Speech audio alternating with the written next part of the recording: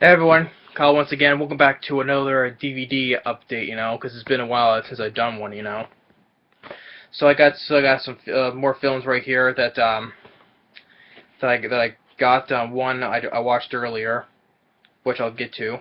But first, I'll get to these first three films that I got, which are films that came out in the '90s, and the other half I got which came out this year. So first, I'll get to the first half first.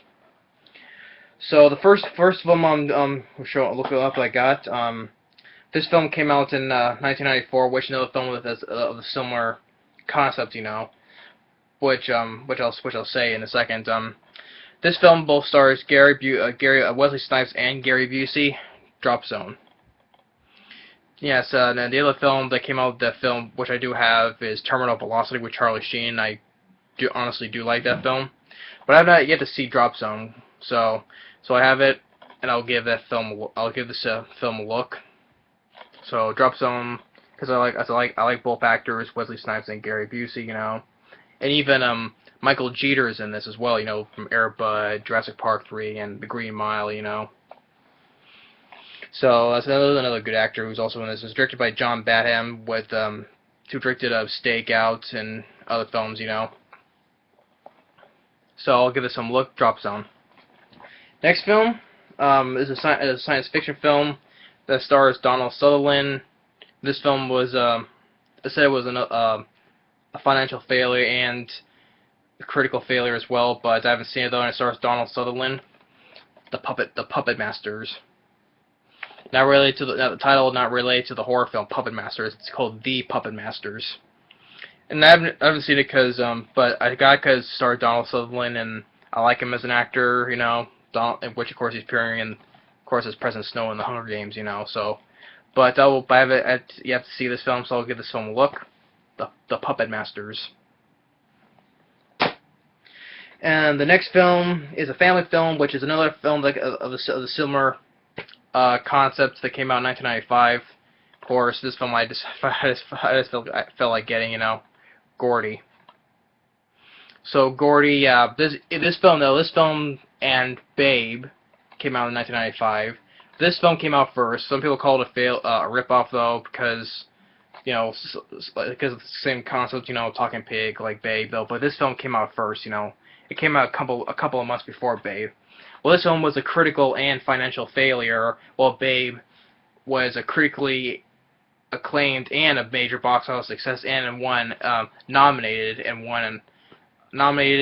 for Academy Awards, and it won one, and it was nominated also for Best Picture as well.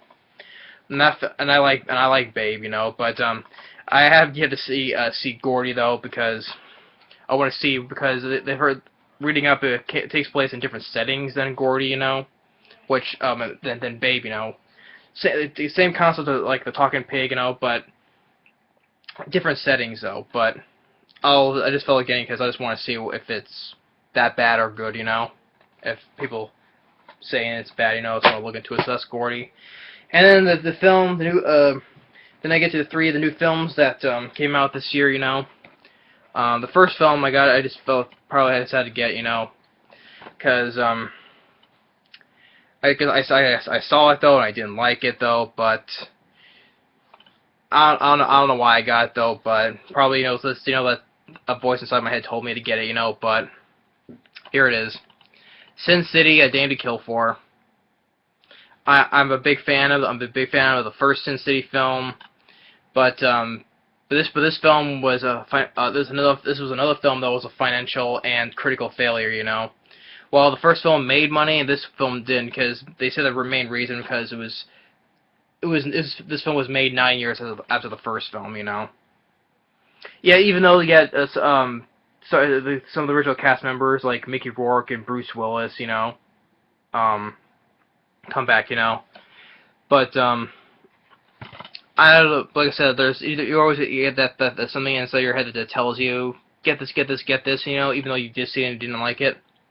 That's what it felt like in my head, to tell me to get this. So I did though, but well, because since I got the first film, I might as well get this, Sometimes I can't have a part of if I have a series, there's one film missing, I had to get it, So Yeah, maybe, but I'm weird. I'm weird like that, you know. So, but Sin City: A Dame to Kill For. Now this film, um, I watched earlier, and I surprisingly I enjoyed it, you know. And it's another horror film that came out this year, you know. And of course, this I've never owned a Blu-ray before, so but I had no choice but to get this on Blu-ray because the store had released certain new releases on DVD, you know, and some the films they didn't have on regular DVD, so I had no choice but to buy this on had to buy this on Blu-ray. So, but at least it contains a Blu-ray and a regular DVD. But overall, I surprisingly I enjoyed it, you know. So I watched it earlier and I enjoyed it surprisingly. As Above, So Below. It's like I said, it's another horror film that came out this year, and it's another found footage film, you know. And this film I wasn't concerned about because it was directed by the guy who directed Quarantine, you know, John Eric Dowdle, the same guy who directed Quarantine. I did not like that film though, but I got it though, just to give my thoughts on it because horror films this year have been a big surprise to me, you know, because surprisingly this year I enjoyed The Purge: Anarchy, which I do believe is better than the first one. And what was the other one I surprised I liked this year? Oh, and Deliver Us from Evil. So I guess there is still hope for me to look forward to new horror films to coming because horror films have been really good this year, you know. So I wasn't concerned about it, and I didn't see this in the theater, so I had to wait on it. So, and I enjoyed it. I was surprised, you know, another horror film of this year that I surprisingly enjoyed. So I guess there is hope for some horror films in the future, you know, because I've been complaining about a horror film for the past couple of years now have been not so good, you know. The last great horror film, like I said before, was The Collection, and that was in 2012. And horror films in 2012 and last year haven't been so good, you know. And I thought it was going to be the same thing with this year, but surprisingly, no. 3 horror films that I thought I was not entirely sure of, you know, and I was surprised, you know. So, As Above, So Below, The Purge: Anarchy, and Deliver Us from Evil. I was surprised, and like I said, I've never owned a Blu-ray before, but at least it contains a regular DVD as a regular Blu-ray. You know, I'm not a particular fan of Blu-ray, you know. But some of the store that I had, you know, only had this and Blu-ray. Didn't have a new released in DVD, you know. So I had no choice but to get this on Blu-ray.